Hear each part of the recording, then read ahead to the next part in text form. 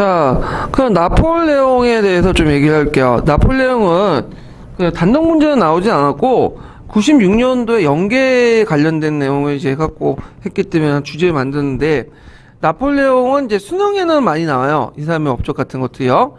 자, 나폴레옹은 그 당시 그 사람은 그 이름이 정확히 나폴레옹 보나파르타르죠. 그래서 이 코르시카 섬의 이탈리아 가난한 귀족의 가문에서 이제 출생을 했고, 프랑스에 건너와서 육군사관학교에 이제 했다가 졸업을 했던 사람인데, 이 사람은 원래 이제 코르시카라는 사람은 원래 프랑스 땅이 아니에요. 이거는 이탈리아 땅이었다가 나중에 이제 코르시카가 이제 프랑스 넘어갔기 때문에 코르시카 독립을 위해서 처음에 생각을 했다가 프랑스 대혁명을 겪은 다음에 그 프랑스 대혁명기에 이제 그 당시 그 지방 귀족들의 반란을 진압을 하고 나서 나중에 총재 정부 때 그 나폴레옹 이름을 날리게 되죠. 그러면서 이제 코르시카의 어떤 독립보다는 자신의 어떤 개인의 어떤 그 영광을 내세워서 출세를 했던 사람이에요. 네. 자, 이 나폴레옹은 그 브루메로 쿠데타를 통해서 집권을 하게 돼요. 예, 브루메로 쿠데타를 통해서 총재 정부를 타돌하고 통영 정부를 이제 수립을 하게 되죠. 이때 브루메로 쿠데타가 이제 가능했던 이유가 뭐냐? 이 총재 정부 자체에 문제점이 있어요. 이 총재 정부는 그 당시 그 중도파 온건 공화파들에 의해서 건설한 그 정부들인데 되게 무능했죠. 그래서 좌파 우파부터 공격을 받게 되고, 그 다음에 이런 것들을 합리적으로 해결하는 것보다는 되게 이제 쿠데타, 친위 쿠데타를 일으키면서 뭐냐면 뒤집어 엎으면서 군사 정변을 통해서 문제를 해결하려고 했거든요. 그러니까 엄밀히 말하면 부르마르 쿠데타도 이런 쿠데타의 일환이야. 근데 이제 종전의 쿠데타와 다르게 정권은 그냥 잡아버린 거죠. 이 사람은. 그래서 이 사람은 이제 그 통영정부를 수립해요. 이 통영정부는 3명의 통령이 있죠. 1통령, 2통령, 3통령. 그 중에 1통령을 자기가 하면서 이제 나폴레옹 정권을 장악했다. 그리고 나서 나중에 제1제정으로 넘어가게 되죠. 자, 그럼 내정개혁을 볼게요. 그럼 나폴레옹 내정개혁을 보면 중앙집권적 강화를 했고, 나폴레옹의 법전을 만들었다는 거야. 자, 나폴레옹 법전은 이제 민법을 완성하고 통일적인 법전을 편찬했는데, 그 나폴레옹 법전의 특징은 뭐냐면 종전의 혁명적 성과를 인정하고 그거를 보존하는 데 있어요. 그래서 그 내용을 보면 법적 평등, 뭐 그 취업의 자유, 신앙의 자유, 사회재산의 존중, 계약의 자유, 이것도 혁명적 원리 같은 것들을 계승을 했고요. 근데 한계가 있어요. 공헌을 부분적으로 인정했다는 등, 개인의 권리보다는 국가의 이익을 우선시켜야 하고, 여성의 어떤 그 법적 권리를 제한하는 그런 어떤 가부장적 모습도 보이고 있어요. 그래서 이런 것들이 나폴레옹 법전인데, 그 나폴레옹 법전과 관련된 내용이 교과서에 있거든요. 한번 찾아서 읽어보시고요. 후대에 이제 영향을 줬죠. 근대 민법에. 그 다음에 영국처럼 프랑스도 중앙은행을 만들죠. 프랑스 은행을 설립하고, 그 다음에 국민교육제도를 이제 도입을 하고요. 고등학교, 리세 같은 거 성립을 하고요. 그 다음에 레지옹 도나드 같은 것들이 있어요. 레지옹 도나드는 오늘날 건국 훈장가처럼 명예 훈장제도죠. 그래서 이 명예 훈장제도를 왜 만들었냐? 프랑스 혁명 이후에 이제 귀족제도가 타파되고 이러했지만 인간 조체가 뭐예요? 어떤 자기가 남들보다 좀 우월한 걸 느끼게 되고 그런 걸 되게 강조하거든요. 그래서 그 인간 허용심을 자극하기 위해서 이 내지용 도나를 만들었다고 해요. 예. 자, 그다음 종교적 간용. 그래서 이 종교적 간용의 일환으로서 이제 누구하고 타협을 했죠? 교황과 하해를 하죠. 교황과 하해. 자, 교황과 하해 내용을 이제 좀 보면요. 이게 상당히 정치적이고 종교적인 내용들인데, 프랑스인들은 아까 얘기한 것처럼 상당히 보수적이죠. 종교적인 측면에서 볼 때. 그리고 프랑스인들이 90%가 뭘 믿고 있어요? 카톨릭을 믿고 있기 때문에 이 교황 간의 관계가 당연히 중요해. 그래서 이제 적당히 타협을 받는데, 일단은 그 모든 교회 재산을 다 포기하고, 누가 포기해요? 예? 그 당시 이제 교황이 그 포기했다는 거야. 그 당시 프랑스 대혁명 때 교회 재산을 많이 뺏겼잖아요. 이걸 포기하고, 그 프랑스 혁명의 주교 임명권도 인정해요. 그리고 카톨릭이 프랑스 국민의 다수의 종교라는 걸 선포하고, 그리고 성서 성직자의 정당성을 인정하지 않는다. 이렇게 적당히 타협한 거죠.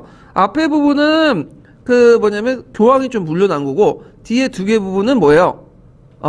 그 나폴레옹이 물러난 거죠. 특히 그 뒤에 성직자 부분 있죠? 이건 뭐죠? 국민의회 때 성직자 기본법, 민사기본법을 만들어갖고 국가 민족을 충성해라. 그래야지 성직자 임명을 할 때 그랬는데 그 선서파와 비선서파로 나눠지잖아요. 근데 이제 그 선서파들을 인정하지 않겠다 이런 내용이에요. 그래서 적당히 타협한 내용은 있고요. 그 다음에 제1제정이 이제 시작되죠. 제1제정은 이제 뭐냐면 말 그대로 국민투표를 통해서 황제에 즉위하게 돼요. 그래서 이제 원래는 종신통령이었다가 다시 황제에 즉위해서 국민투표를 시작해서 제1제정을 시작했는데 이 국민투표 되게 많이 이용해. 후에 이제 나폴레옹 3세도 황제가 될 때 국민투표 이용하고, 그리고 유신 정권 때도 국민투표를 통해서 유신 정부가 탄생됐죠. 헌법 개정하고. 툭하면 국민투표야. 그래서 이 민도가 낮은 그 상황에서 국민투표는 독재자를 합리화시키는데 많이 이용했다는 걸 알 수 있죠. 자, 하여튼 그 당시 이제 1제정이라는 것은 뭐예요? 종조의 왕이 통치했던 게 아니라 누가 통치하는 거죠? 격이 올라가서 황제가 통치하는 거죠. 그러면 제1제정이 있으면 뭐도 있겠어? 제2제정도 있겠죠. 제2제정은 뭐죠? 나폴레옹 3세 때 제2제정이라고 하죠.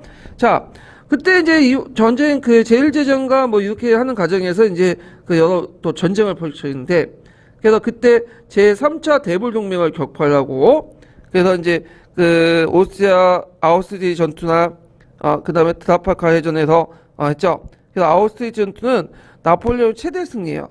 그래서 오스트리아 러시아 연합군을 크게 격파하고, 드라파칼라 해전은 승리한 게 아니라 패전한 거예요. 이거는 누구한테 패전했죠? 레슨한테 패전을 했죠. 자, 그 다음에 나인 연방을 건설하고, 그래서 신성로마 제국이 해체되죠. 이 나인 연방의 결성은 의도하지 않았지만 나름대로 독일 통에 크게 기여해요. 왜냐하면 수백 개의 그 봉건 제후국들을, 연방 국가들을 수십 개도 줄여놨어. 그래서 나름대로 독일 통일에 기여를 했다. 예. 그 다음에 대륙봉쇄령을 반포하죠. 대륙봉쇄는 뭐냐?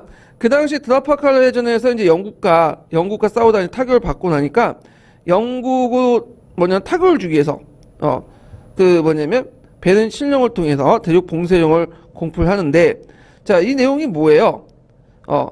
영국과의 통상 금지를 주요 내용을 한 거죠. 그리고 그걸 통해 프랑스가 뭐냐면 통상을 장악하겠다, 그런 의도에서 한 건데, 결과적으로 성공을 하진 못했죠. 그 왜 못했냐면 영국은 해외 식민지가 되게 많아. 해외 식민지가. 그래서 그 해외 식민지를 통해서 또 시장을 확보할 수 있었고, 그 원료도 공급할 수 있었고, 그리고 그 당시에는 영국이 세계 공장 역할을 했기 때문에 영국과 통상을 이렇게 끊어지면 다른 나라들이 더 불편해요. 영국보다는. 네. 그래서 되게 이제 이런 그 대륙 공생의 실효성이 없기 때문에 많은 나라들이 밀무역을 하게 돼요.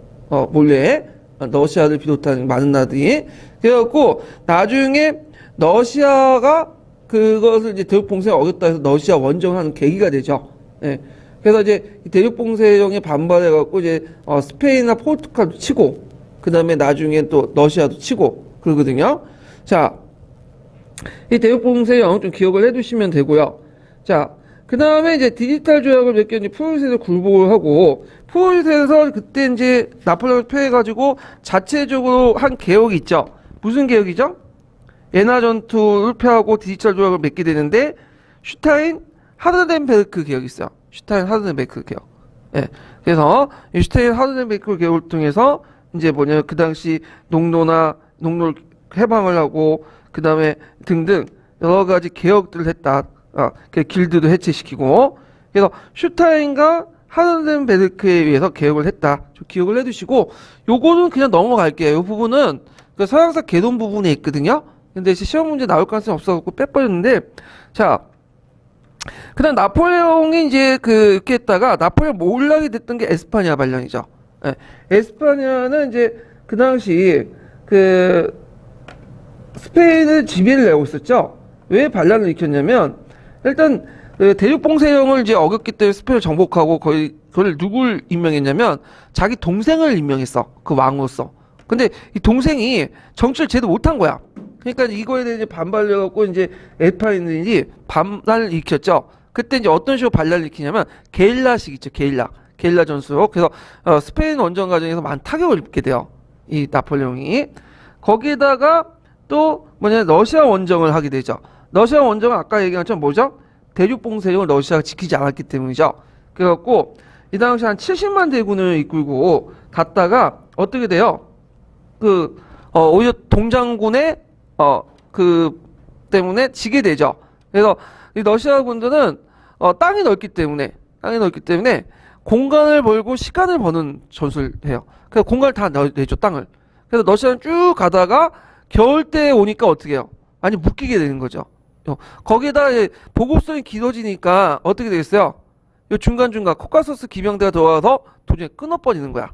그러다 보니까 이제 더 이상 진격을 못하게 되고 다시 뭐냐면 타격을 받게 돼서 모스크바는 점령했지만 점령의 의미가 없죠. 그러다가 이제 다시 돌아오는 길에 러시아군부터 추격을 받았고 몰살 당하게 되죠. 많은 사람이. 그래서 돌아온 사람은 그 한 7천 명도 안 됐다고 그래요. 예. 그래서 이 똑같은 잘못을 나중에 2차 세계대전 때 누가 하죠? 히틀러가 똑같이 하죠. 히틀러가. 그래서 러시아는 땅이 많기 때문에 겁이 없을 것 같아. 공간을 주고 시간을 버는 전술. 예, 이런 것들이 택했다. 자, 그래서 러시아 원정군이 돌아가는 도중에 이제 돌아오고 나서 라이프치히 전투에서 패하게 되고 엘베에서 유배를 하게 되죠. 그러다가 다시 비인에 개최하는 도중에 나폴레옹 재기를 하게 돼요. 그래서 이제 워터로 전투에서 다시 패배를 하고 저쪽 세인트 헬레나 고도에 가서 거기서 이제 죽게 되죠. 예, 끝나게 되는데 자 나폴레옹 전쟁에 의해 좀 보죠. 프랑스 혁명의 이념을 전파해줬다. 그래서 선진국에게는 자유주의를 전파를 해줬고요. 그리고 각국의 나폴레옹과 싸우는 과정에서 민족주의가 전파됐죠. 그래서 자유주의와 민족주의가 전파되기 시작했다. 이렇게 이제 보시면 돼요. 특히 자유주의 전파에서 이제 점령국에서 또는 침략당한 국가에서 이 프랑스식 어떤 자유주의가 확산되면서 큰 변화를 불러일으키는데 대표적인 게 이제 러시아에서 프랑스와 싸우는 과정에 자유주의가 전파되죠. 그래서 무슨 난이 나죠? 니콜라이 1세의 대관식 때 데카프리스트의 난이 나잖아요. 그거 연관시켜서 좀 보시면 되고 자 그리고 민족주의도 전파했지만 오히려 그 민족주의에게 또 나폴레옹이 멸망을 하게 되죠.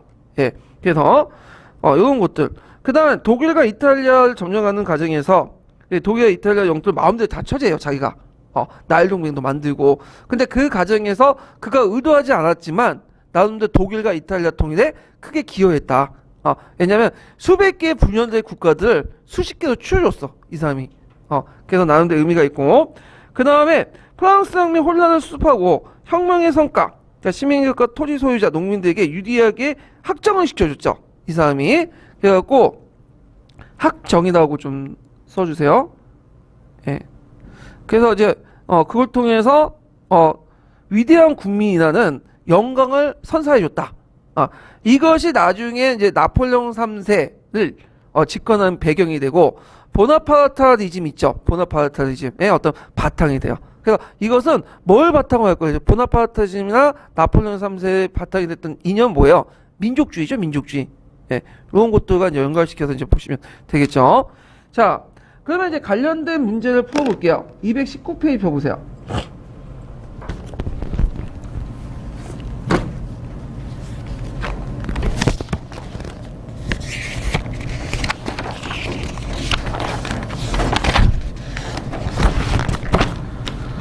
아, 219페이지 8번 문제 볼까요? 7번 문제.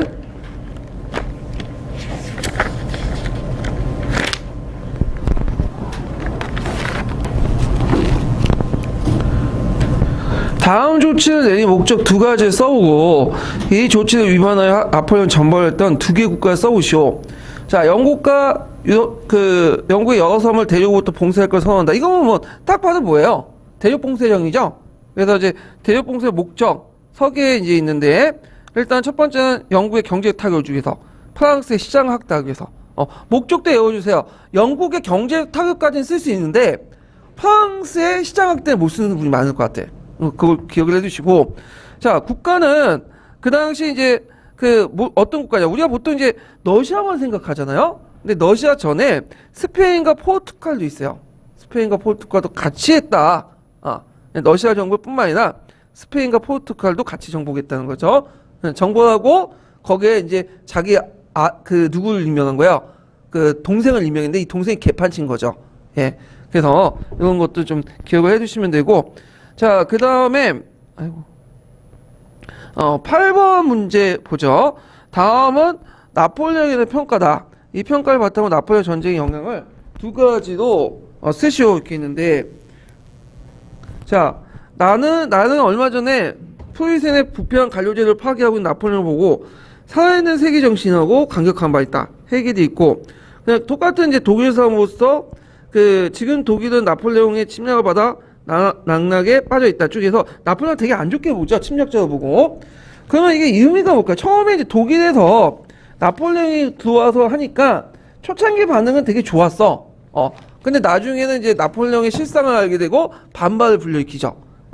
그래서 민족주의 형성에 크게 기여해요. 독일 민족주의 형성. 예, 그 사람이 의도하진 않았지만 민족주의 형성에 크게 의도한다. 그래서 외부의 침략자를 물리치는 과정에서 뭐가 형성돼요? 되게 보면 민족주의 감정이 생기잖아요. 예, 그래갖고 이제 이런 것들을 이제 볼 수가 있는데, 그 피에테라는 사람이 그 당시 그 예국적인 강연을 하죠.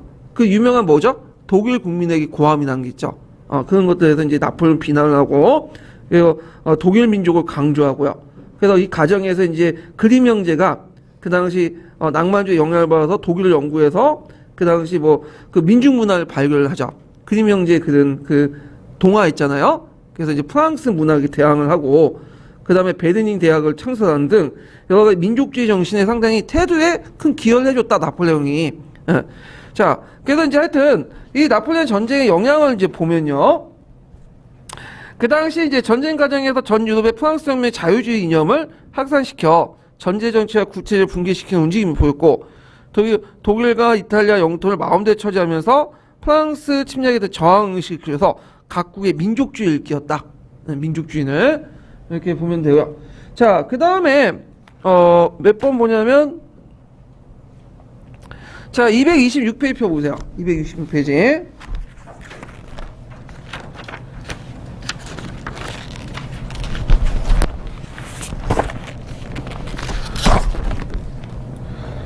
자, 226페이지 32번 문제 볼게요. 자, 이거는 이제 나폴레옹 법정과 관련된 내용인데, 다음 밑줄치 인물이 완성한 법정의 주요 내용을 세 가지 서술해보고, 그 다음에 이 법정이 후대에 미친 영향 두 가지를 말해보시고, 교과서에 한 두세 가지 교과서에 실려 있어요. 자, 나폴레옹 법정은 그 당시 이제 그 주요 내용은 뭐냐면 법적 평등, 취업의 자유, 신앙의 자유, 사유재산 존중, 계약의 자유 같은 혁명의 원리를 부분적으로 적어놓고 있고요. 그 다음에 이제 영향은 프랑스 민법뿐만 아니라, 이 프랑스 민법만 있지만 여러 민법에 또 영향을 줬고, 그 다음에 또 각국의 근대 법전 설립에 영향을 줬다, 이렇게 쓰시면 될 것 같아요. 한 개 쓰라고 하면 어떻게 될 거야? 고문제도 일부 인정했고, 그 다음에 또 여성의 어떤 재산 사유권 같은 것들을 부정을 했죠. 사용권 같은 것들 이제 제한을 두는 가부장적인 어떤 모습들을 보였다. 뭐 이렇게 써도 되고요. 자, 그래서 이렇게 있고, 그 다음에 이제 그 다음 테마 넘어갈게요. 빈체제 볼게요. 빈체제. 이것도 이제 96년도 이제 기출 주제와 관련된 내용인데, 빈체제와 관련돼 갖고 뭐 단독 문제는 나온 건 없어요. 연계에 대해서 갖고 이제 한번 테마를 만들어봤는데요. 자, 빈체제는 왜 나왔죠? 이게 왜 나폴레옹의 침략을 물리치는 과정에서 빈체제가 형성이 됐죠. 그래서 거기 이제 그 빈체제를 이제 보기 전에 잠깐 그 당시 19세기 때부터 해서 이제 그 전반적인 사상적 경향을 볼게요. 19세기 초반에는 뭐가 널리 유포됐냐면 자유주의와 민족주의가 유포돼요. 그 당시 이제 19세기 초반 때 자유주의와 민족주의는 서로 별개의 사상이 아니라 연계돼 있어. 서로 결합된 사상이었죠. 그래서 자유주의에 영향을 받아서 영국의 자유주의 개혁이 있었고, 그다음에 이탈리아 마치니의 통일운동이 있었고, 그 다음에 러시아 데카포리스트가 있었고, 자유주의와 민족주의에 영향을 받아서 또 그리스와 남미가 독립을 하고 있죠. 그리고 이제 그게 자유주의와 민족주의 확산에 대해서 반발해서 이 당시 유럽의 보수적인 정치가들이 형성된 것이 뭐냐면 빈체제죠. 빈체제의 보수주의 입각해서. 그래서 이런 자유주의 민족주의와 빈체제가 대립된 양상을 보이게 돼요. 그 다음 19세기 중반에 들어가면 이 민족주의와 자유주의가 결별되죠. 2월 혁명을 계기로 해서. 그래서 민족주의가 이제 국가주의가 형성되면서 이제 보수주의자들, 정치가들이 이 민족주의를 정치 이념으로 이용하게 되죠. 대표적인 사람이 누구예요? 비스마르크나 같은 사람이잖아요. 카보르나. 그래갖고 이제 제2차 산업의 배경이 되고 뭐 사회 진화도 독일, 이탈리아가 통일되고요.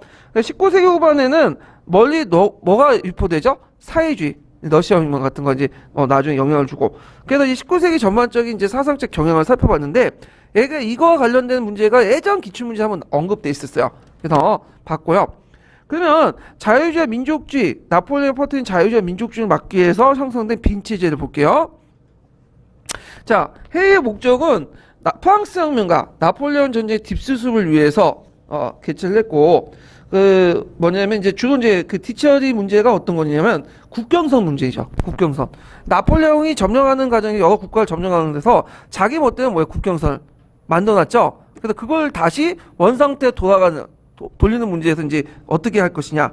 그래서 이제 있고, 그 다음에 프랑스 혁명의 정신을 방지하자. 자유주의와 민족주의를 방지하는 목적에서 이제 했는데, 자, 그 중심 인물이 누구냐면 오스트리아 제상이었던 메테른이죠. 네, 메테른. 그래서 이 사람은 정통 보수주의자면서 또 정통주의를 강조해요. 정통주의. 자, 이 사람이 오스트리아 제상 메테른. 얘가 왜 그걸 주도했냐? 오스트리아는 민족주의가 학대되는 걸 별로 안 좋아해. 왜 학대되는 걸 안 좋아할까요? 오스트리아는 다민족 국가죠. 근데 다민족 국가의 민족주의가 확산되면 어떻게 되는 거야? 나라가 쪼개지는 거예요. 그러니까 이제 반대했던 거고. 그래서 이제 이 사람은 보수주의면서 뭘 또 내거냐면 정통주의를 내세요. 정통주의. 정통주의는 뭐냐? 이 정통이라는 건 어디가 정통이야? 프랑스 대혁명 이전이 정통이야. 그래서 그 프랑스 대혁명 이전으로 돌아가자라는 논리죠. 그 다음에 또 하나의 또 원리는 또 뭐냐면 보상주의를 내세요. 근데 이제 정통주의까지 돌아가지만 복구를 하지만 이게 현실적으로 영토 문제는 되게 민감하잖아. 그러면 영토 문제를 어떻게 해결하냐면 기본적으로 돌아가지만 민감한 영토 문제는 얼마나 나폴레옹을 타도하는데 공헌을 했고 그 다음에 세력 균형에 따라서 어떻게 할 것이냐에 따라서 나눠진다는 거죠. 그래서 두 가지 원칙, 정통주의와 보상주의 이런 거의 원칙에서 유럽의 협조 체제를 구했다. 이게 이제 이 체제를 무슨 체제로 한다? 빈 체제라고 한다. 이렇게 좀 기억을 해두시면 될 것 같아요. 자, 그러면 빈 체제와 관련된 동맹들을 이제 볼게요. 그러면 보상주의 원칙에 대해서 좀 더 얘기를 할게요. 자, 아까 이제 보상주의 원칙에 대해서 국경선이 이제 정했다고 하는데, 자, 그 예를 든 게 러시아 같은 경우에는 바르샤바 대공국이 있어요. 이 바르샤바 대공국은 나폴레옹 계대 정권이거든요. 이걸 다시 병합해서 폴란드 왕국을 재건해요. 근데 이 폴란드 왕국은 실제로 러시아 황제가 겸직하기 때문에 누구의 속국이에요? 러시아 속국이라고 보시면 돼요. 그다음 두 번째 오스트리아인데 오스트리아는 네덜란드를 포기해요. 네덜란드 원래 위트레트 조약 때 스페인에서 어디로 건너갔죠? 네덜란드 오스트리아 건너갔잖아. 그래서 오스트리아를 가지고 있었는데 그거를 네덜란드를 포기하고 이때 네덜란드를 포기한다는 것은 어디를 포기하는 거야? 오스트리아 네덜란드 벨기에 지역을 포기한다는 거죠. 그리고 벨기에는 누구 땅을 들어가게 되죠? 네덜란드와 합병을 하게 되죠. 네덜란드. 그 대신에 네덜란드는 왕국에서 공화국에 뭐가 되는 거야? 왕국이 되는 거죠. 이해되시겠죠? 오스트리아 네덜란드 지역을 그다음 위트레트 조약 때 스페인에서 가지고 왔다가 그것을 누구한테 주는 거죠? 네덜란드에게 줘요. 그래서 통합을 해버리고 네덜란드 왕국이 된 거죠. 공화국에서 왕국이. 그러면 네덜란드한테 왜 벨기에를 줬을까요? 이유가 있겠죠. 프랑스를 견제하기 위한 프랑스. 네덜란드 땅이 좁으니까 벨기에까지 줘갖고 좀 강력한 통합 네덜란드를 만들어가지고 프랑스를 견제시키려고 했는데 이게 제대로 안 됐어. 왜 안 됐을까요? 7월 혁명 이후에 나중에 그 영향을 받았고 벨기에이 네덜란드 독립이 되죠. 이런 것들과 연결시켜서 보시면 돼요. 그 다음에 이제 롬바디아와 베네치아를 대신에 누구한테 주는 거예요? 오스트리아를 줘요. 오스트리아. 롬바디아하고 베네치아 지역을 그 당시 뭐냐면 오스트리아 지역한테 주죠. 오스트리아. 그래서 그 당시 이제 그 이탈리아 통일하는 과정에서 걸림돌이 누가 됐을까요? 오스트리아 걸림돌이 된 거야. 왜냐, 이 오스트리아가 가지고 있는 롬바디아, 베네치아 지역을 어떻게 하든 가져와야 될 거 아니에요. 예, 그렇게 이제 했는데, 이건 나중에 좀 설명하고. 그 다음에 이제, 포이센 같은 경우에는 작생 왕국의 북부 지역이나 이런 것들을 다시 이제 주고요. 그 다음 네덜란드는 벨기에를 확보하는 대신에 공화국에서 네덜란드 왕국이 됐고, 그 다음에 나엘 영방 있죠? 그 아까 아침에 이제 그 뭐냐면, 누구야? 나폴레옹이 만든 이것을 폐지시키고 독일 영방으로 결성해. 독일 영방. 독일 영방. 그래서 예전에 한번 2년 전인가요? 프랑크푸르트 제국협회 제국의 그 제국 헌법 나올 때 이 독일 영방 해석 부분 가지고 좀 논쟁이 있었어. 그래서 이건 좀 나중에 얘기를 할게요. 그 다음에 이제 그 프랑스 같은 경우에는 구왕실 있죠. 부르봉 왕실을 다시 복귀시키고 이런 그 복상주의 원칙이나 정통주의에 입각해서 이런 조치들을 취했다. 이렇게 좀 기억을 해주시면 되고요. 자, 관련 동맹들 보면 두 가지가 있죠. 신성동맹하고 사국동맹이 있죠. 신성동맹은 기독교 정신에 입각해서 평화를 유지하자라는 알렉산더 1세의 제창에서 만들어진 그 동맹인데 별 의미는 없어요. 그냥 이런 게 있구나 넘어가시면 되고, 실질적인 기능은 참여하지 못했다. 영국 같은 나라들은 참여하지 않았고, 실질적인 동맹은 뭐예요? 빈체제 유지하는 실질적인 동맹은 사국동맹이죠. 이건 사국동 무역까지 소유하고 있어요.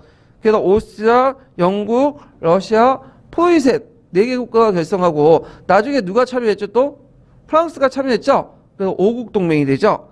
그래서 이제 이걸 통해서 그 빈체제를 유지하려고 했다.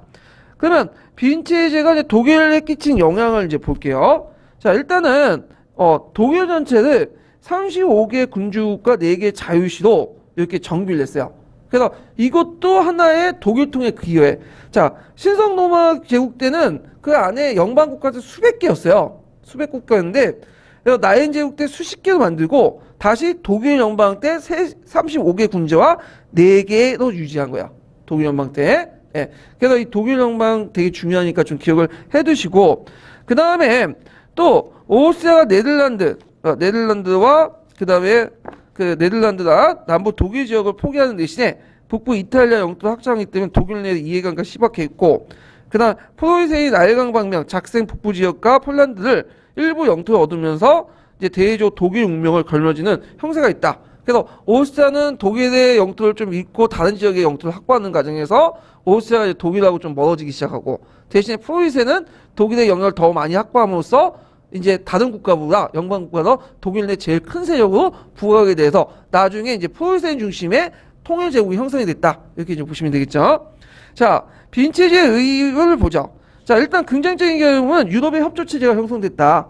그래갖고 유럽의 이제 그 뒤에 한동안 평화 시기가 있었던 것은 이런 유럽의 협조 체제 성립하고 연결돼 있었고, 그 다음에 19세기 아까 말했죠. 유럽 체제 전쟁이 없었다는 거. 그리고 우리가 여기 좀 볼 게 뭐냐면 패전국이라고 쓰세요. 패전군이 아니라.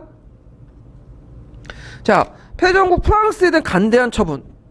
그래도 프랑스를 적대적이지 않고 용서해줬다는 거죠. 이거는 1차 세계대전하고 연관시켜보세요. 1차 세계대전 때 패전국이었던 독일을 가혹하게 처분했죠. 배상금 물리고. 그래서 나중에 그것이 히틀러 등장의 배경이 되잖아요. 예, 이걸 정치적으로 이제 무마시키고 아우르면서 프랑스도 자기 편 끌어들인 거죠. 물론 이제 프랑스한 건 그때는 이제 블루무 왕실이 복귀하고 나서 이제 그들 끌어들인 거고. 자, 부정적인 경우는 사국 동맹 간의 불화가 있었고, 보수 반동적인 성격이고, 그리고 19세기 때 전반적으로 이게 뭐냐면 대규모 전쟁이 없었던 이유가 뭐냐면 국내 문제 때문이지 빈체제 협조 체제 때문에 그런 게 아니다. 그래서 이건 좀 문제가 있다. 오히려 국내보다는 19세기 때는 어디에서 왔어요? 해외 영토에 관심이 있죠? 얘네들이. 그러니까 해외 식민지 확보에서 이제 관심이 있다 보니까 그런 거고. 자, 뭐 이런 것들 때문에 이제, 빈체의 좀 이렇게 부정적, 긍정적 연애가 동시에 존재하고 있다는 거. 이렇게 이제 보시면 되고요. 자, 그러면 관련된 그 내용을 볼게요. 관련된 이제 형사평가 문제. 자, 229페이지 펴보세요. 229페이지.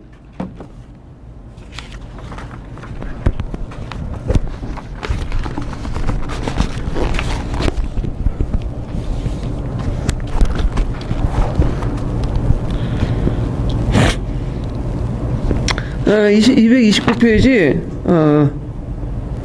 몇 페이지야, 잠깐만.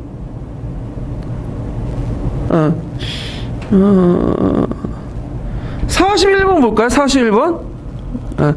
41번은 빈체제와 관련이 없는데, 그 빈체제의 어떤 것들 이제 반발해갖고, 그 당시 이제 그 남미 지역에서, 뭐가 일어났어요? 남미 독립운동이 일어났죠? 그래서 빈체제의 어떤 그것들에 이제, 반발하고 대립된 남미 독립운동과 관련된 내용들인데요. 41번. 자, 요게 이제 가에 들어갈 인물을 쓰고, 그 인물의 출신 계층을 말해보시오. 그리고 미추친 이상을 위해서 개최한 회의를 말해보시오. 이거는 가인물은 시몬 볼리바르예요. 이 시몬 볼리바르는 산 마르틴과 함께 남미의 어떤 독립운동에 큰 공헌을 했던 사람이고, 그 시몬 볼리바르의 그 출신은 뭐죠? 크리올 계층이죠. 크리올 계층은 어떤 사람이냐면 그 백인 그 스페인 지배층인데, 그 본국에서 오지 않고 그 2, 3세대 그 남미에서 태어난 그 백인들이죠. 그래서 이 사람들은 경제 신문 가지고 있으면 정치를 많이 소외당했었는데, 이들을 중심으로 해서 뭐냐면 독립운동이 일어났다.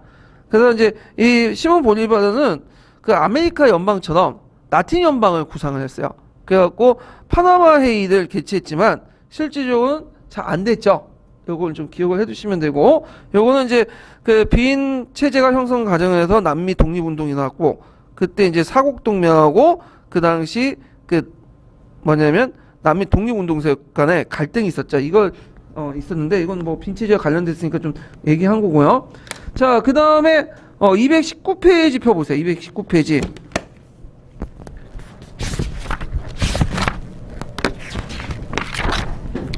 자, 219페이지 9번 문제 볼게요. 9번 문제. 자, 다음 비내위에 주장한 원칙 두 가지 써보고, 기획을 주했던 역할을 배경을 말해보시오.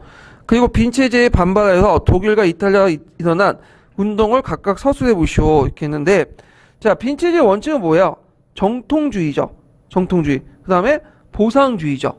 그래서 정통주의는 예전으로 돌아가자. 나폴레옹 이전, 프랑스 대혁명 이전으로 돌아가자는 거고, 그 다음에 영토 문제에서 뭐냐, 보상 원칙. 얼마나 공헌하고 세력 균형의 원칙에 따라서 이렇게 적용된 거고요. 그 다음에 이제 여기에서 이제 오스트리아 외상 메트리가 주도했냐. 일단은 다민족 국가는 오스트리아가 상당히 불리하다는 거죠. 민족주의가 확산되면. 이게 이제 절대적인 거고. 그 다음에 이제 여기 보면 독일에서 일어난 빈체제 반발 운동이 부제는 샤프트 운동이죠. 그리고 이탈리아에서는 카나보나리당이 조직해갖고 자유개혁운동을 했죠. 이런 것들 쓰시면 될 것 같아요. 자, 또 문제는 이제 보면 어디 푼 거야? 잠깐만, 국어 문제 풀었고, 잠깐만.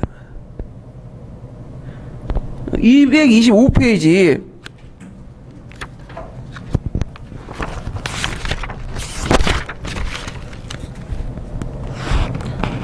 225페이지 맞나? 잠깐만요. 33번인데 뒤에네요. 거기 그리스 독립에 관련돼서 좀 얘기해 볼게요. 그리스 독립도 이제 빈체제 붕괴의 큰 원인이 됐던 것들인데, 자, 여기 보면 이제 그 내용을 보면요. 러시아가 참여한 배경을 써보고 대표적인 전투 이름을 써보시오. 그 다음에 이때 참여했던 유럽의 낭만주의 두 사람을 말해보시오. 오스만 제국은 군대를 파견해 그리스인들의 독립을 무력으로 저지하려고 했고, 하지만 영국, 프랑스, 러시아가 독립운동을 지원했다. 그럼 러시아가 왜 이 그리스 독립운동을 지원했을까요? 다 이유가 있겠죠. 그건 뭐냐면 발칸 방명을 참여하려고 했고, 반면에 영국과 프랑스는 러시아의 진출을 막기 위해서 한 거고. 그러면 오스트리아는 그냥 어떻게 했을까? 오스트리아 내버려뒀어 그냥. 왜냐면 그리스가 그 당시 투르크하고 상대가 안 된다는 거 알고 있었어요. 그리스 반란 세력들이. 근데 의외로 변수가 많이 생겼죠. 그래서 결국에는 독립을 하게 됐는데, 자, 그리스는 투르크를 격파하고 독립을 달성했다. 이때 이제 전투가 뭐냐 이렇게 이제 쓰라고 하는 것들인데, 자, 무슨 전투죠? 라바니노 전투예요. 라바니노 서계에 있는 내용이고, 자, 이때 이제 많은 지식인들, 영국이나 이런 각종의 프랑스 이런 지식인들이 많이 참여했죠. 대표적인 사람이 누구야? 바일런이라는 사람이 있죠. 바일런. 영국 시인 또 바일런. 프랑스 화가였던 드라클바라는 것이 있어요. 드라클바. 예. 그래서 요것도 좀 외워두세요. 나올 수도 있어. 그래서 이 빈체제 붕괴의 큰 원인이 됐던 두 가지 사건을 들려면 그리스 독립운동과 남미 독립운동 이렇게 볼 수가 있죠. 특히 남미 독립운동은 제가 좀 더 설명하면 사국 동맹이 이제 오국 동맹이 이렇게 했지만 그 안에서도 갈등이 있었죠. 영국 같은 경우에는 오히려 그 뭐냐면 누굴 지원해줬어요? 남미 지역을 지원했죠. 왜냐면 왜 지원했을까 이거? 남미 시장을 자기가 먹으려고 지원했던 거예요. 스페인 세력을 견제하고 이런 것들과 이제 연두해서 쓰시면 되고요. 자, 그 다음 이제 그 내용을 볼게요. 2월 혁명 보죠. 2월 혁명. 2월 혁명. 제가 2월 혁명 이전에 또 무슨 혁명이 있었죠? 프랑스에 7월 혁명이 있었죠? 그래서 1830년에 7월 혁명이 있는데 가감히 제거했어요. 제가 그냥 가감히. 왜냐면 7월 혁명이 한 번도 안 나왔어. 임용시험에서는. 그래서 그 수능에서는 나오는데 그 임용에서는 좀 안 나왔기 때문에 했거든요. 그래서 7월 혁명을 좀 아시고 싶은 분들은 제가 예전에 기본 강의 시간 때는 설명을 했어요. 7월 혁명 부분은. 근데 이제 2월 혁명 부분은 이제 설명 안 했는데 7월 혁명 설명했는데 여기서는 이제 안 하는데 그 한번 참조를 해주시고 그 세계사 서양사 개론에 자세히 설명돼 있으니까 한번 보시고요. 여기선 2월 혁명만 좀 볼게요. 2월 혁명은 몇 년에 일어났죠? 1848년에 일어났죠. 정확한 연도 외워두세요. 반면 7월 혁명은 1830년에 일어났죠. 예. 그러면 1830년에서 1848년 사이에 그 짧은 시간에 프랑스에서 큰 변화가 일어났어. 점점 이제 프랑스가 산업화가 되기 시작해요. 산업화. 그러면서 이제 노동자 계층과 산업 자본가 계층이 등장을 하게 되죠. 결국엔 이들은 뭘로 할까요? 자신의 어떤 그 정치적 지위를 높이기 위해서 투표권을 주장하게 돼요. 예. 그래서 7월 혁명도 투표권 원인이 됐지만 2월 혁명도 투표권 학대가 이제 하나의 배경이 되는 거죠. 예. 그래갖고 이제 있고, 그래서 2월 혁명은 7월 혁명과 달리 7월 혁명 자유주의만 이제 참여했죠. 여기는 자유주의와 함께 뭐죠? 사회주의자도 같이 참여했다. 이렇게 보시면 돼요. 그래서 초기에는 이제 부르주아 계층과 노동자들이, 그러니까 사회주의자들이 협력했지만 2월 혁명이 끝나고 나서 2월 혁명의 가시를 나눠가는 과정에서 어떻게 돼요? 갈라지게 되죠. 그래서 결국에는 이 부르주아 계층과 농민 계층, 그 당시 농민 계층 보수화됐죠, 상당히. 그래서 사회주의자들에서 상당히 싫어했어, 이 사람들도. 왜냐면 사회주의자들이 정권을 잡으면 자기가 그동안 혁명에서 얻었던 결실을 토지를 다 뺏길 수 있잖아. 그러다 보니까 이제 결탁이 되면서 사회주의 세를 내친 거죠. 예.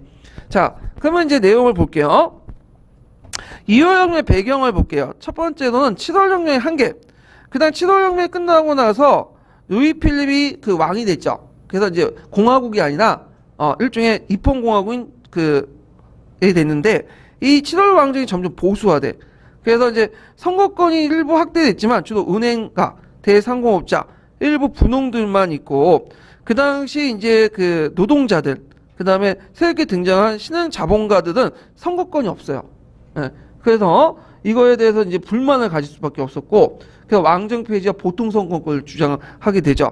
거기에다 이제 산업혁명이 진행되면서 그 명사들의 지배를 불만을 가졌다. 명사들이라는 사람들은 어떠냐면 그 프랑스 대혁명 나폴레옹 이후에 형성된 새로운 신흥 계층들이야. 주로 이들은 어떤 사람들이냐면 혁명의 성과를 통해서 등장하는 세력들이죠.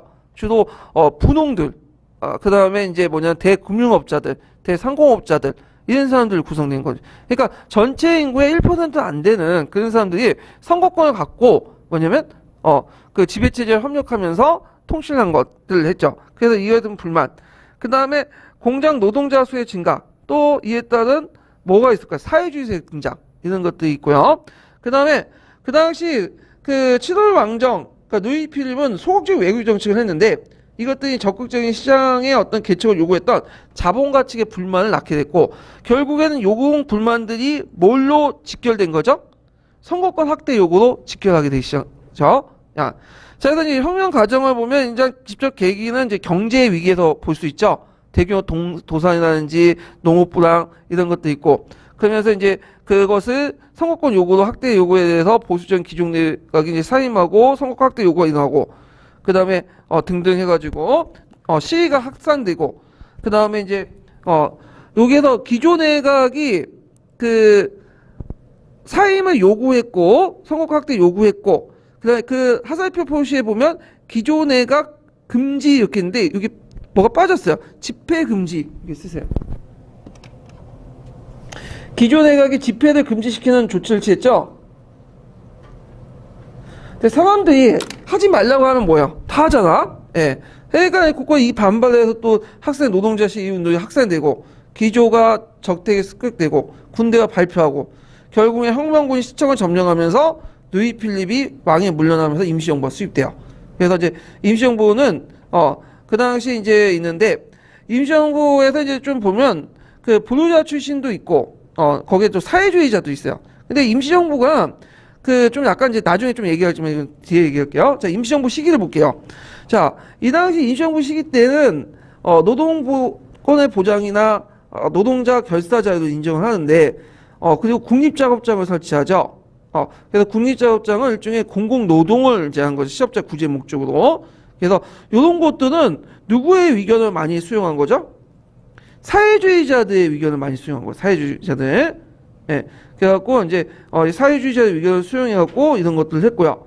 그래서 이제 이렇게 사회주의자들이 많이 진출하니까 이 당시 이제 그 농촌과 도시, 농촌의 농민들이나 도시의 부르주아들이 불안감을 느껴. 자기 사유재산을 뺏길까봐.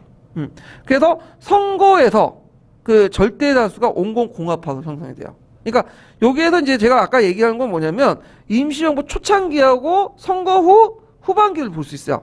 초창기는 사회주의하고 그 다음에 자유주의자들이 동등한 비율로 참여했는데 나중에 선거 이후에는 임시정부 안에서 누가 주도권을 장악하죠? 그 당시 부르주아 세력들, 온건한 부르주아 세력들이 주도권을 장악해. 왜? 그 당시 많은 중농 그 분농들이나 그 다음에 또 뭐냐면 중상층들이 사회주의자들 진출을 싫어했기 때문에 그러죠. 그 당시 노동자나 사회주의자들은 뭐냐면 소수였어요. 물론 노동자들이 사업화 결과가 많이 늘어났다고 하지만 농민에 비해서는 상대적으로 뭐예요? 적은 수였죠. 예. 자, 그래서 이제 이때 또 후반기 때 이제 온건개혁파들이 이제 온건공화파들이 정권을 장악하면서 그 뭐냐면 그 당시 이제 노동자들이 국회의사당 공격을 새로운 임시정부 수립을 요구하게 되고 그때 이제 뭐냐면 새롭게 집권한 임시정부가 뭐죠? 국립작업장을 폐지시켜버려. 그 과정에서 무슨 폭동이 일어나요? 6월 폭동이 일어나고 그 다음에 이제 군대를 동원해갖고 진압을 해버리죠. 강제 해산시키고. 예.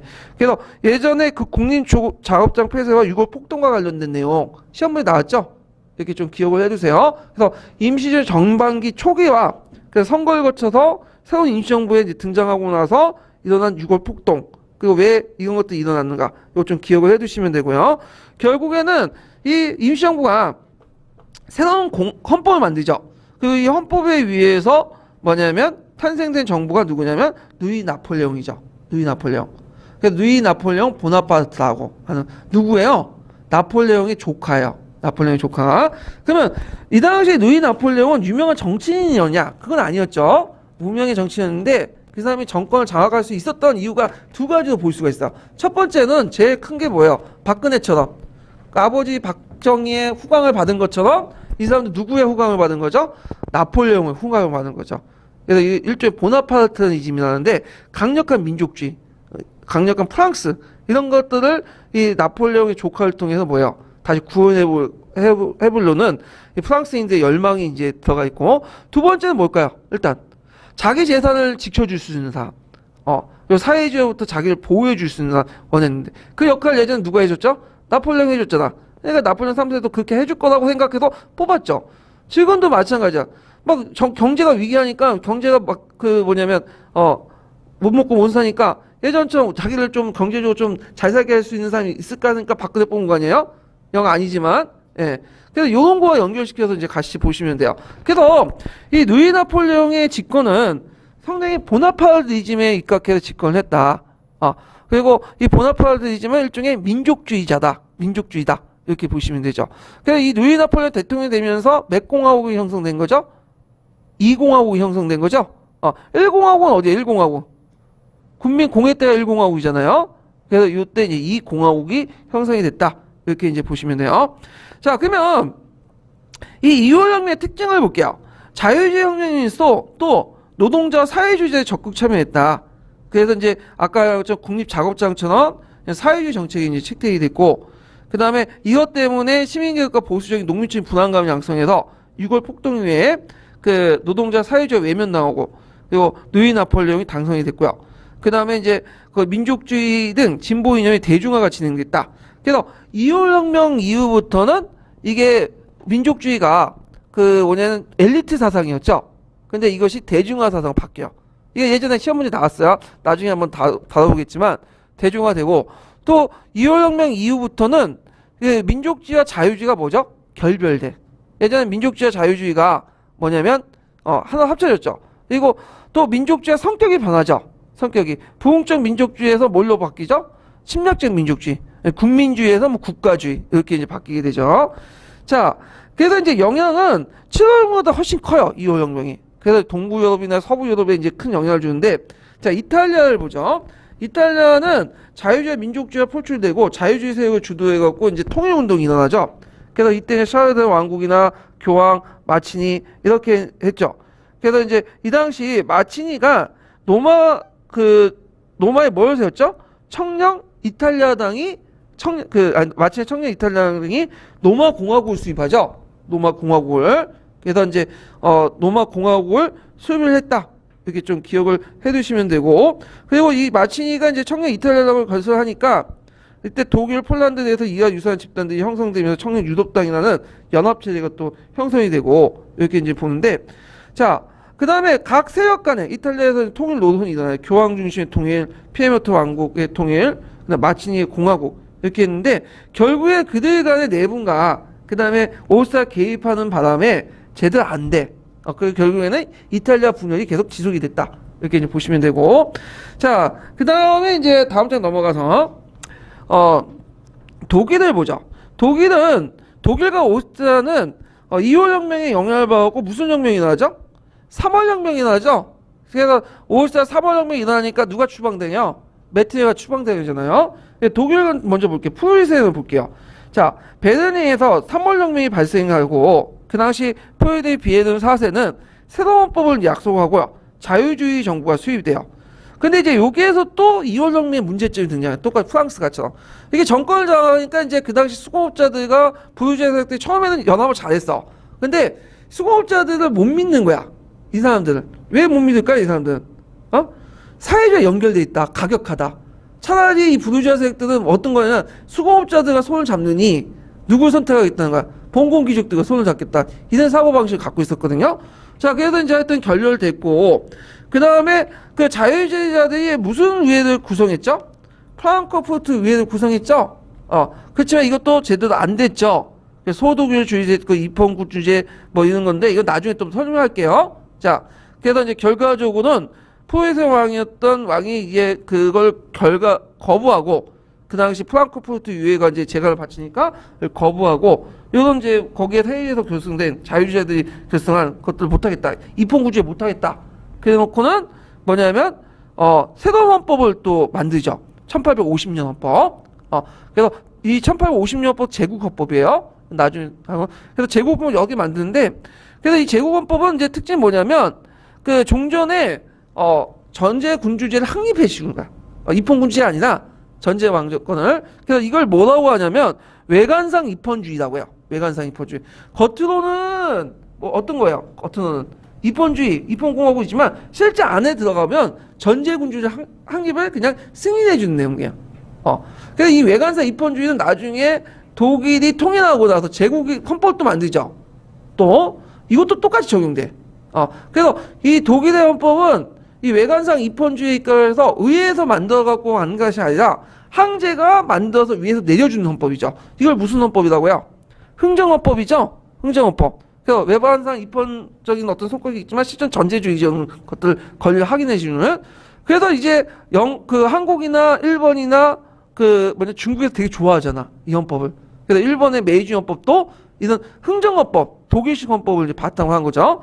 자, 하여튼 프랑크푸르트 헌법 관련된 부분, 의회 관련된 부분 나중에 뒤에 있으니까 좀 더 얘기를 하고요. 자, 그 다음 오스트리아를 보죠. 오스트리아는 3월 혁명이 나와서 메트링이 이제 추방되고, 그다음에 빈체제가 이제 그 붕괴되고 농민의 이제 봉건적 의무를 이제 폐기하고 그리고 이 오스트리아의 제국이 이제 점점 분열 운동이 일어나요. 그래서 헝가리, 체코, 크로아티아 이런 나라. 그래서 지금 오스트리아는 조그만 내륙 국가잖아요. 근데 그 당시에는 대단한 대제국이었어요. 그래서 오스트리아 안에 독일 민족 외에도 여러 민족도 있었죠. 헝가리, 체코, 그 다음에 저쪽 유고 일부 지역, 그 다음에 여러 지역들, 폴란드 일부 지역을 뭐냐면 가지고 있었던 대제국이었거든요. 자, 그래서 헝가리에서 코스코를 중심으로 해서 자치권 획득 운동하고 정부가 수립되지만 그리고 마자를 필수로 하고 농노제를 폐지하는 그런 것들을 했지만 결국에 오스트리아군 내에서 진압당했다. 이렇게 보시면 돼요. 그래서 나중에 오스트리아는 이런 여러 다수의 민족들을 이제 지배를 하기 위해서 누구하고 이제 손을 잡냐면 그 피지배 민족 중에 제일 큰 세계가 뭐냐면 마자르족이야. 헝가리죠. 그래서 오스트리아 헝가리 이중체제를 만들죠. 이중왕국을. 그래서 왕은 공동 왕을 모시죠. 왕은 공동이고 국방과 외교는 오스트리아 본국에서 하고 그 나머지 자치는 누가 하는 거야? 헝가리 내에서 이제 하는 오스트리아 헝가리 이중 체제를 이제 이중 왕국을 만들었다 이렇게 기억을 해두시면 돼요. 그다음에 여기는 헝가리만 나와 있지만 체코나 크로아티아도 나름대로 그 독립운동을 했지만 곧바로 이제 오스트리아군이 진압을 받거나 그다음에 크로아티아는 그 오스트리아 진압을 지시를 받은 마자르의 공격을 받고 자치 그 혁명 세력들이 이제 소멸됐다 이렇게 이제 보면 되죠. 그래서 제대로 성공한 건 없어요. 제대로 성공한 영향은 컸는데 제대로 성공하지 못했어. 예. 자, 그러면 실패의 원인과 의의를 보죠. 실패의 원인은 일단 동유럽 지역 같은 경우에는 조직과 훈련에 미비했고, 그 다음에 현실 감각과 정치 감각이 부족했고, 자유의식이 아직 민중 속에 일반화되지 못했다는 거. 그 다음에 평악한 배타적 민족주의. 그 다음 노동자나 사회주의의 가격한 요구 때문에 그 당시 자유주의자들이 겁을 먹었죠. 자유주의. 그래서 자유주의가 이제 이 가정에 민족주의가 분열하는 초래를 했고, 그리고 이런 것들을 이제 기억하고, 나중에 노동자 사회주의자들이 손을 잡고 했던 그 자유주의자들도 점점 손을 끊게 되고, 그리고 이 가정에서 또 자유주의와 민족주의가 분열되죠. 그래서 민족주의자들은 이제 주로 보수화돼요. 보수주의가. 그래서 현실 정치가든 이제 민족주의를 채택하게 되죠. 예전에는 막 그 민족주의를 탄압했던 사람들이. 자, 의의를 보면요. 자유주의와 민족주의가 역사 발전에 추진이 돼서 있고, 그 과정에서 이제 보수 집단들 일부, 이 세력들을 수용하고, 특히 민족주의를 적극적으로 자기의 어떤 통치 이념을 이용하죠. 이건 이제 1871년에 통일에 기여했던 그 민족주의자 누가 비스마르크, 카브로, 이런 사람도 보수주의자거든. 예전에는 보수주의자들이 민족주의 싫어했잖아요. 근데 2월 혁명 이후에는 보수주의자들이 민족주의를 적극적으로 호수통합되면서 유럽에선 보수가 꼭 뭐가 되는 거야? 민족주의가 되는 거야. 예, 그런 것들을 좀 기억을 해주시면 돼요. 근데 우리나라는 2월 혁명 이전하고 비슷해. 보수주의자들이 민족주의 싫어하죠. 싫어하잖아. 그래서 우리나라는 민족주의가 이상하게 보수가 아니라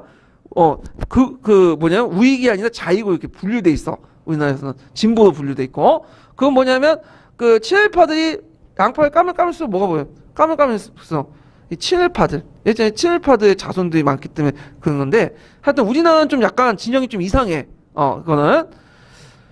자, 그래서 이제 이렇게 해서 이제 봤고요. 그래서 2월 혁명 영향 이런 것도 좀 보시면 되고, 거기에 2월 혁명 영향에서 영국의 차티스트 운동을 고양시켰다 하는데, 요거는 그냥 일단 교과서에 있긴 있는데 좀 봐두시면 괜찮은데, 그의 인과관계가 정확하게 성립되지 않아요.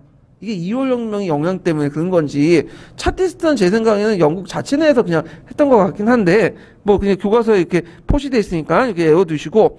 자, 그러면 관련된 그 문제를 한번 볼게요. 220페이지 펴 보세요.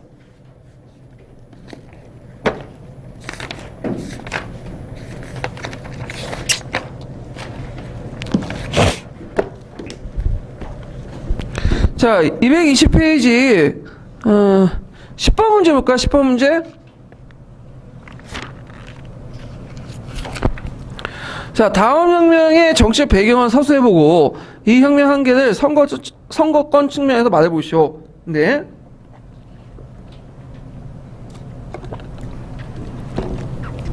이거는 이제 자유주의자와 파리 시민들 합세하 혁명을 일으켰다. 4월 10세는 추방되었고, 르이 필립이 새 왕이 되었다. 그 입헌군주가 수립됐다. 이거는 7.5혁명이죠. 7.5혁명. 그러면 정치적 배경을 보면 그 빈체제가 성립된 지구 프랑스에서 복구주의에 따라서 정통주의에 따라서 보도 왕실이 돌아왔어요. 누이 18세가 즉위했는데 누이 18세는 그래도 정치 좀 잘했어요. 혁명 성과를 어느 정도 인정하고 가격한 어떤 왕권 행사 이런 것도 안 했는데 문제는 그를 이은 사르 10세가 뭐냐면 의회를 해산하고 전제 정치를 하고 프랑스 혁명 이념을 부정하니까 이거에 대해서 반발해서 이제 7.5혁명이 일어났죠. 자, 선거권 측면에서 보면 이 선거권이 소수의 은행가와 대지주 그리고 돈 많은 사람들에게 한정돼 있고 그래서 전체 선거권이면 0.8% 1%도 안 돼요. 받는 사람이. 그러니까 새롭게 산업혁명 결과 탄생된 노동자 계급이라든지 그 다음에 산업 자본가 계층들에게는 선거권이 주어지지 않았죠. 그래서 이것이 이제 일종의 나중에 2월 혁명의 원인이 됐던 거죠. 자, 그 다음에 이제 관련 문제를 보면 222페이지.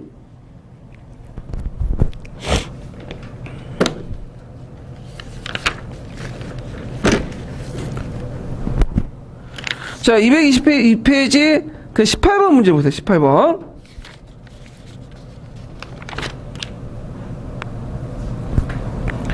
자, 거기 다음에 기획에 정치의 경제적 배경을 두 주인에 서술해보고 자, 니은에 관련된 역사적 사실을 한 주인에 말해보시오.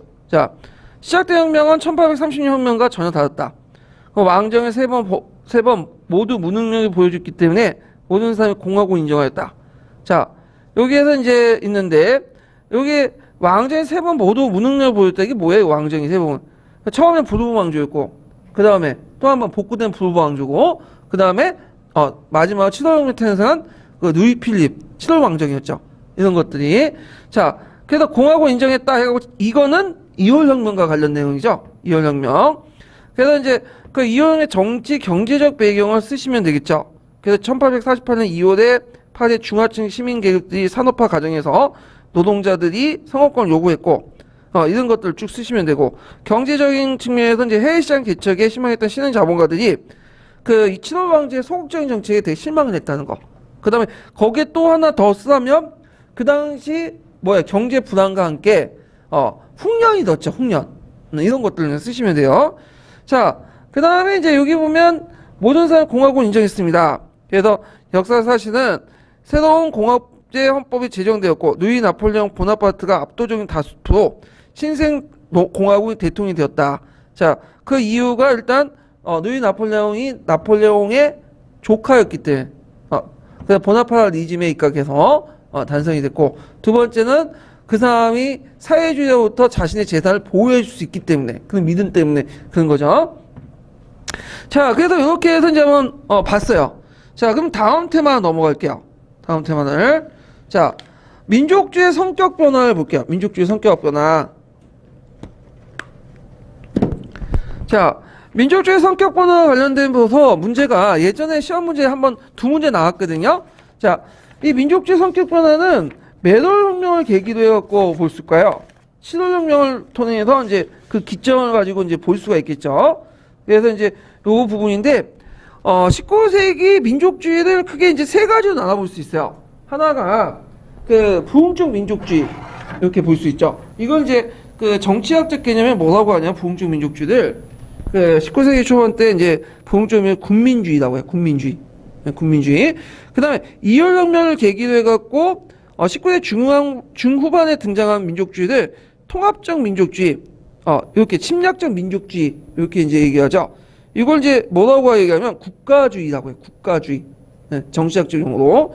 그 다음에 19세기 후반에서 20세기 초반 넘어오면서 이제 그 당시 제국주의 국가들이 들어오잖아요. 저항하는 과정에서 형성된 민족주의가 저항적 민족주의예요.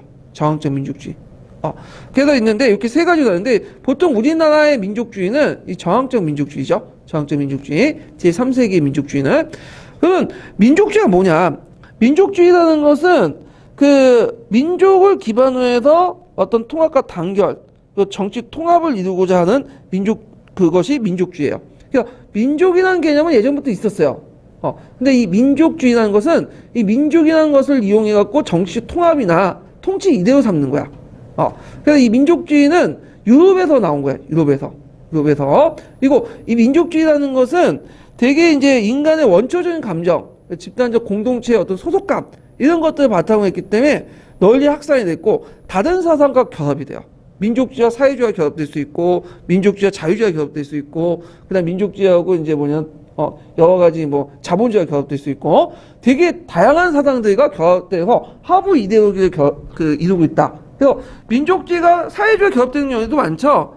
우리나라 중국이나 뭐 이런 사회주의자들이 되게 보면 이 사람들 기본적으로 어떤 사람들이에요? 민족주의자들이요. 근데 민족의 독립이나 발전을 위해서 뭘 선택한 거죠? 사회주의 선택한 거죠.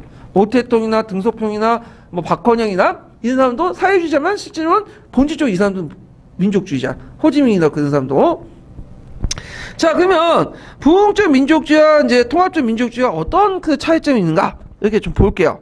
제가 이제 서양사 강의라든지 뭐 여러 책을 이제 바탕으로 해갖고 한번 이게 표를 작성했는데, 자, 일단은 부흥적 민족주의는 지식인이죠.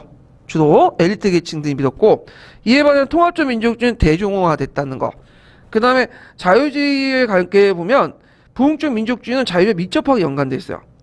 왜냐면 이 사람들은 자유주의자면서 민족주의자. 자유주의가 뭐죠? 전체보다는 개인의 자유를 강조하죠.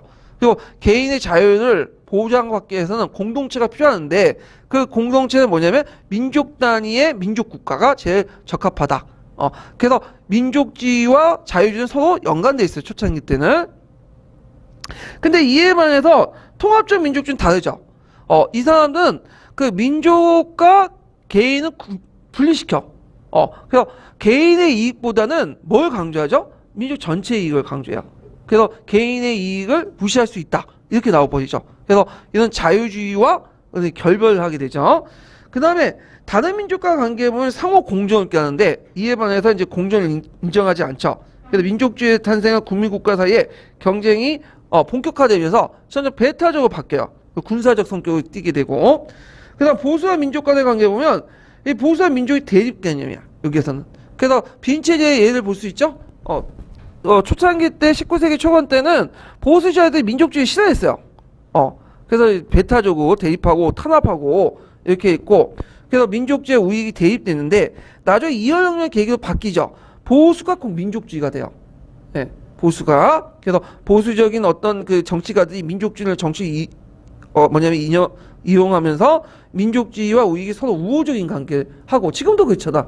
근데 민족주의가 보수주의자예요. 되게. 우리나라에서는 아까 말한 것처럼 거꾸로 됐다고 했죠. 민족주의자들 되게 보면 자익인이 진본이 이렇게 분류하고 있는데 우리나라 특별한 현상이에요. 왜? 우리나라의 보수는 그 근본이 까면서 뭐가 나오는 거야? 친일파와 연결됐기 때문에. 친일파가. 자, 그 다음 민족국가 같은 경우 보면 이들은 민족국가는 필요성을 인정해요. 근데 이거는 하나의 수단이지 목적이 아니야. 개인의 자유나 이런 행복을 증진시키는 한 수단에 불과한 거죠. 예. 그렇기 때문에 이제 이런 특징이 있는데 이에 반해서 통합적 민족주의는 민족국가 자체가 목적이에요. 그 과정에서 뭐 개인의 행복이나 이런 것들은 희생해도 돼. 그래서 전도가 바뀐 거죠, 이거는요. 자, 정치와 관계에 보면 부흥적 민족주의자들의 민족주의는 수용되지 않았고 오히려 탄압받았죠. 보수적인 정치가들에게. 근데 이제 통합적 민족주의는 적극적으로 수용해. 그래서 이 정치적 이용하고 국가 통일에 이용하고 민족국가 통일에 이용하고 대표적인 사람이 누구예요? 비스마르크나 뭐 카부르나 이런 사람들이죠. 자, 그 다음에 부흥적 민족주의는 상호 공존을 인정하기 때문에 침략적 성격이 존재하지 않고요. 근데 이에 반해서 통합적 민족주의자들은 어떻게 해요? 침략적 성격이 강하고 제국주의 이념에 이용하죠. 사회진화론처럼 이런 거 특징이 있다. 그래서 그 부흥적 민족주의와 통합적 민족주의의 어떤 구분을 좀 기억을 해두시면 좋을 것 같아요. 기출문제 한 2번 정도 나왔던 부분이에요. 이게. 자, 그러면 여기에서 이제 예전에 기출문제 나왔던 것 중에 하나가 뭐냐면 그 앙시옹 프랑세즈는 부분이 있어요. 앙시옹 프랑세즈. 이 앙시옹 프랑세즈는 뭐냐면 프랑스의 일베라고 보시면 돼요. 프랑스의 일베. 아니 구구파들이야. 그래갖고 이제 이들은 그 방공화주의 답파인데 우파 중에 우익에. 그래서 아까 말한 것처럼 이제 민족주의자 중에서도 그 뭐냐면 통합적 침략적 민족주의를 바탕으로 한 프랑스의 극우주의자들 이렇게 이제 보면 되죠. 근데 이런 극우주의자들이 나중에 누구하고 손을 잡냐면 비시 정권 나치하고 손을 잡고. 그러면서 초창기 때는 좀 인기가 있었어 이 사상이. 당시 프랑스 이제 그 그 단체가. 근데 이들이 이제 극우와 그 극우주의자이면서 갑자기 자기를 침략했던 독일 세력들과 손을 잡고 나치즘과 그냥 그 나치즘의 앞잡이였던 비정부가 손을 잡으니까 어떻게 돼요? 신의 욕구 결국에 2차 세계대전 때 사라져요. 예. 그래서 오늘 아까 이제 일베 세력들과 비슷한 그런 세력들이 있는데 극우 세력들이 어디든 다 있는 것 같아 보니까. 예. 그래서 이런 것도 좀 기억을 해두시면 되는데 그래서 앙시형 그 프랑스 세주가 나오면 뭐와 연관시켜서 한다?